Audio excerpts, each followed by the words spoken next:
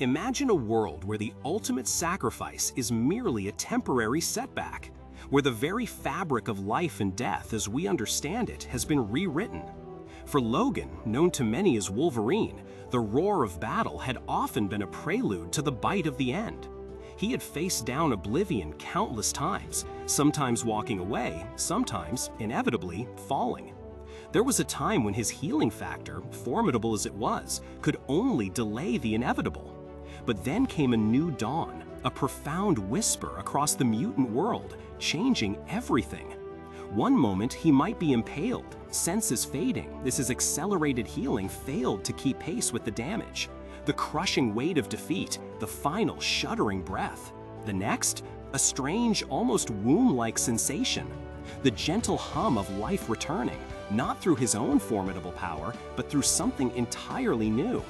He'd open his eyes, not on a battlefield, but in a tranquil grove, under the watchful eyes of allies.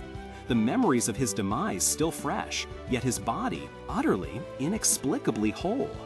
This isn't just a powerful healing factor at work, nor a mystical rebirth. This is something far more structured, more deliberate, and more revolutionary. This is the heart of what transformed the X-Men, and indeed the entire mutant race, within the pages of Marvel's House of X and Powers of X storylines. In these groundbreaking narratives, we were introduced to Krakoa, a living, sentient island that became the sovereign nation for all of Earth's mutants. But Krakoa was more than just a sanctuary. It was the foundation for a miracle. A consortium of 5 specific mutants, aptly named the Five, developed a process that quite literally cheated death. Their combined powers, orchestrated with precision, allowed them to clone a new body for any deceased mutant. But a body, however perfect, is an empty vessel.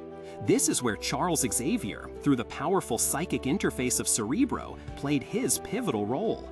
Cerebro, a device originally designed to amplify his telepathic abilities to locate mutants, now served an even more profound purpose. It meticulously backed up the consciousness, the very essence, of every mutant. Upon a mutant's death, Xavier would access these psychic backups, taking their full memories, their personality, their experiences, their entire soul print, and telepathically imprint it into the newly cloned body. The result? A resurrected mutant, whole and complete, with every memory intact, from the moment they drew their last breath to the moment they opened their new eyes. Death in this new world became a temporary state, a mere inconvenience, a pause before the next chapter. This wasn't just a plot device, it was a profound philosophical shift. For the X-Men, who had faced constant persecution, who had seen countless comrades fall in the name of a dream, this new reality was nothing short of miraculous. It effectively made all of them immortal, or at least functionally immune to permanent death. The weight of sacrifice, while still present in the moment of battle, no longer carried the same eternal finality. Think about what this means for tactical decisions, for bravery, for the very concept of heroism. When death is not the end, the lines of engagement change. The X-Men, once defined by their willingness to lay down their lives for a world that hated and feared them, now operate with an unprecedented level of confidence and, perhaps, even audacity. The storyline was a bold and innovative one, a testament to creative storytelling that wasn't afraid to completely dismantle and reassemble the rules of death in the Marvel Universe. It wasn't just about bringing characters back, it was about exploring the consequences of such a power. What does it mean to die and return? Are you truly the same person? Does the value of life diminish when it can be so easily reclaimed?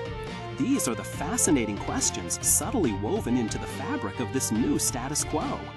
The fear of permanent loss, which had always hung heavy over the X-Men, was lifted. This created a new and fascinating dynamic, a world where heroism could be pursued without the ultimate price, or at least without the ultimate end. It allowed for bolder narratives, for characters to take risks they never could before, knowing that if they fell, they would rise again on Krakoa, perhaps with a new understanding, but always with their spirit intact. The resurrection protocol on Krakoa fundamentally redefined what it means to be an X-Man. It gifted them not just immortality, but a profound new purpose, unshackled from the finality of death.